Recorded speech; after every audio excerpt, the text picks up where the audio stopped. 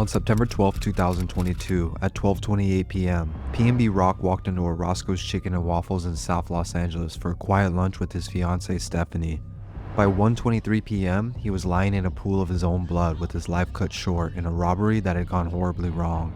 The deadly attack was carried out by a father and son duo, with the youngest, a 17-year-old, being the one who pulled the trigger.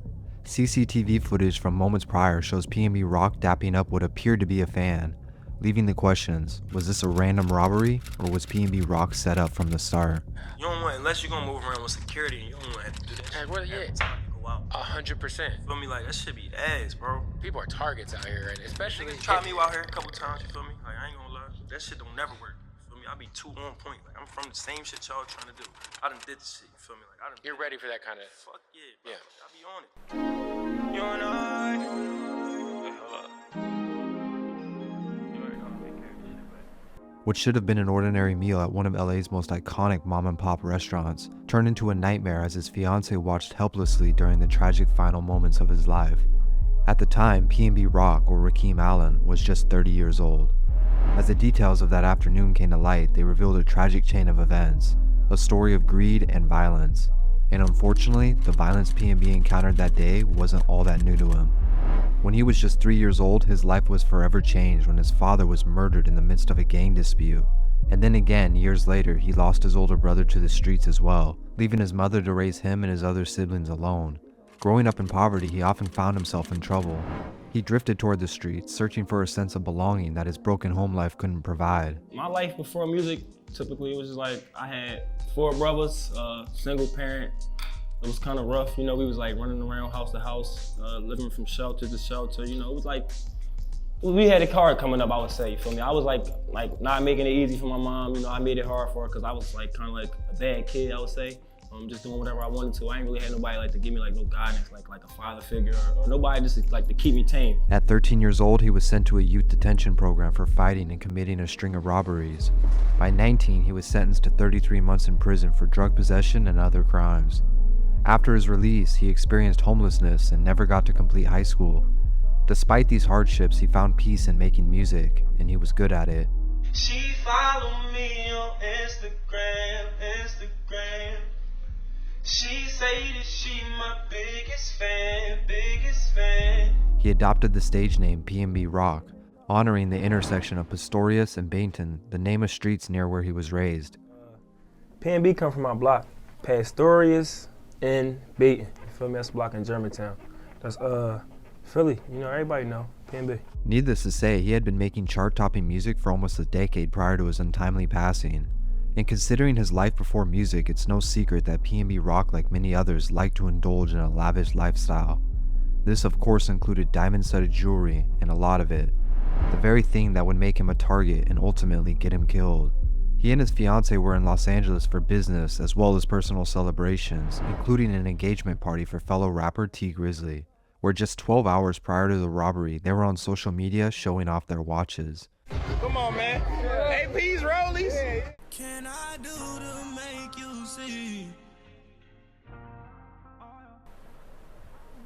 On the following morning of September 12, 2022, it was supposed to be a relaxing day.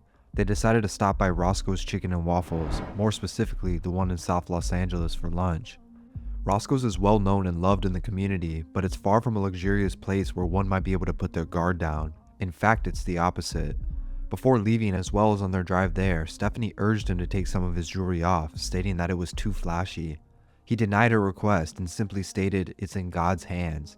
PnB and Stephanie arrived at Roscoe's at around 12:28 p.m. He was dressed down, but wearing nearly $500,000 in jewelry, including diamond-studded chains, rings, and watches. No security or friends, just the two of them and a small handgun he had tucked in his jeans. Surveillance footage showed them walking into the restaurant with Stephanie smiling as they were greeted by the waiter. Shortly after entering, a man nearby is seen fist-bumping PnB Rock after recognizing him. And unknowing at the time, but this was the exact moment that his fate was sealed. But to their knowledge, the day was just going as planned. The couple was soon escorted to their table and quickly seated. While enjoying their meal, Stephanie would post a picture on Instagram, geotagging the location. A now infamous photo that would cause a lot of controversy. Outside the restaurant though, everything was far from normal. In the parking lot, footage shows a man in a red t-shirt making plans. His name is Tremont Jones. Tremont was known by the Roscoe's employees as a loiterer. He would often spend hours at the restaurant just hanging out. And he just so happens to be the same guy who dapped PnB Rock up when he first entered. Just minutes later, he's seen outside calling another and even more dangerous man named Freddie Trone, a man with a vast criminal past. Within minutes, Freddie arrived at the scene, and together the two began plotting while PnB and Stephanie were inside eating. After talking for a few minutes and coming up with a plan, Freddie then left. But not for long, and he would return, this time with his 17-year-old son as well. The teenager, dressed in a bright purple Fruity Pebbles t-shirt and a full face covering, was ready to carry out the plan given to him. Freddie dropped his son off close by to where he walks on foot straight towards Roscoe's, even passing Tremont outside. At 1:16 p.m., the teenager walked into the restaurant, gun in hand. He brushed past the customers and staff, heading straight toward PnB Rock and Stephanie's table. He ups his gun and he says, "Give me all that shit or I'm gonna shoot you right now." He pointed the gun at his stomach. He said, "Give me all that or I'll shoot you right now." And he just started shooting him. It was quick and brief, and before PnB could reason or even react, he fired 3 shots point blank into his chest. Screams erupted as guests and others ducked for cover and fled the scene. While he laid on the floor gasping for air, the gunman proceeded to take all of his rings off his fingers, his necklaces, and 2 watches. He then pointed the gun towards Stephanie, who was frantic, and told her to take off her watch, swearing to God he'd shoot her in the head if she didn't, to which she handed it over before he ran out the door. His dad, Freddie Trone, was outside in the getaway car ready to take off. Roscoe's staff and bystanders immediately called for help. At 1:22 p.m., LAPD officers arrived on the scene. They attempted to save PnB, who was still breathing but losing blood rapidly. Stephanie, frantic and traumatized, stood in the doorway as she watched paramedics load PnB into an ambulance. The rapper was rushed to a nearby hospital, but at 1:59 p.m., he was pronounced dead at just 30 years old. Fans gathered in his community, playing his music and holding their own ceremony. Meanwhile in LA, the investigation into the murder began almost immediately after the shooting. Here's how they solved it.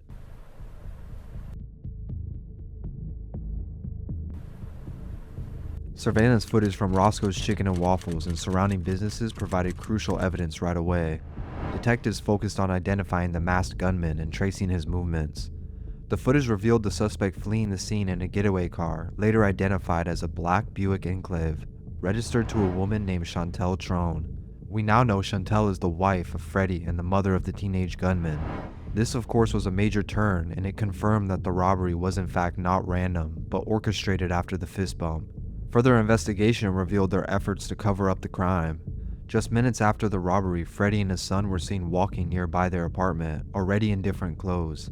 Then the shooter is seen dumping a trash bag into the dumpster, a bag we can assume had a weapon or bloody whereabouts in. Meanwhile, Freddie woke up the following morning at the break of dawn. He drives the getaway Cadillac around the corner and proceeds to light it on fire in an attempt to destroy all the evidence before he walks back home. Detectives linked all the suspects through phone records, surveillance video, and eyewitness accounts. It didn't take long for arrests to be made of his son and his wife Chantel. But in the days following the murder, Freddie Trone left his family, who was now arrested, and went into hiding. He fled the Los Angeles area with his side chick named Weisha Evans, prompting authorities to issue a public alert for his apprehension. They were eventually caught in Las Vegas, and now Weisha also faced charges for helping him flee. LAPD interrogated Freddie while he denied everything, and he even tried to throw his son under the bus. If y'all figured this guy, my son did it, why me and her? You're in here for murder. But ultimately, the evidence was abundant, and now 5 people were involved. Freddie was eventually convicted of first-degree murder and sentenced to 31 years to life in prison. His son, who was identified as the gunman, faced similar charges but was tried as a juvenile. He remains in juvenile custody to this day. Chantel Trone, Freddie's wife, was charged as an accessory after the fact, and Weisha Evans, his side chick, was accused of aiding Freddie in fleeing to Las Vegas after the crime. Chantel pleaded no contest to accessory charges, while Weisha accepted a plea deal for her involvement. Last but not least, Tremont Jones, the man who fist-bumped PnB Rock and essentially started this whole thing, was found guilty on second-degree robbery and conspiracy to commit robbery.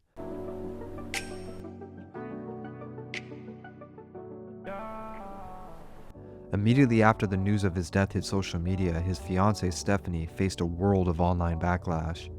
Many blamed her for the incident, pointing to the Instagram post she shared that tagged their exact location shortly before the shooting. This led to widespread speculation that her post was the reason the robbers knew their whereabouts. For example, Kodak Black publicly accused her, stating, "That hoe might as well kill herself," before later apologizing. Similarly, the LA police chief Michael Moore also initially suggested that PnB Rock was targeted due to a social media activity. However, the investigation confirmed that the robbery was premeditated and had no connection to her social media. They were simply targeted after Tremont spotted his jewelry at the scene. Needless to say, the incident did highlight an issue within the hip-hop community. For many rappers, displaying their success through extravagant jewelry, luxury cars, and designer clothes is both a celebration of their achievements and a way to inspire their fans. However, these symbols of status often make them prime targets for opportunistic criminals. A similar story, such as the killing of Pop Smoke in 2020, is a prime example of this. PnB Rock himself had spoken about these dangers just weeks before his death. In an interview with DJ Academics, he described a previous encounter in Los Angeles where he was targeted for a robbery. He spoke about the importance of being cautious and alert, but also expressed his belief that he didn't need security due to his street smarts. Like, bro, like, You want one? you ain't got no security and none of that You shit. tripping. And it's like, bro, I got security, but I don't got security, you feel me? Like, Yeah. I be on my shit too, you feel me? So I be on angles. I'm already watching everything that's going on, so it's gonna be kind of hard for you to get me because I used to do the same shit. Sadly, his confidence in this was not enough to protect him. His mother spoke publicly about the devastating loss of her son, describing him as a shining light for their family and a role model for the younger generations. To this day, his music continues to inspire millions, yet the circumstances surrounding his final moments serve as a heartbreaking example of how not to move when you're a high-profile figure. The murder weapon, as well as PnB Rock's $500,000 worth of jewelry, were never found. I used to always knew I was gonna be rich, bro. I ain't gonna lie. I used to always know I'm gonna be rich, but I used to be trying to figure out all these different ways to get rich. And I used to really just would tell myself, bro, just relax. It's gonna come. You feel me? Like, just play your part, how you doing it, but just don't be trying to find every dollar. You don't gotta jump on every dollar, bro. You feel me? Like, I was out there doing crazy stuff to get money. You feel me?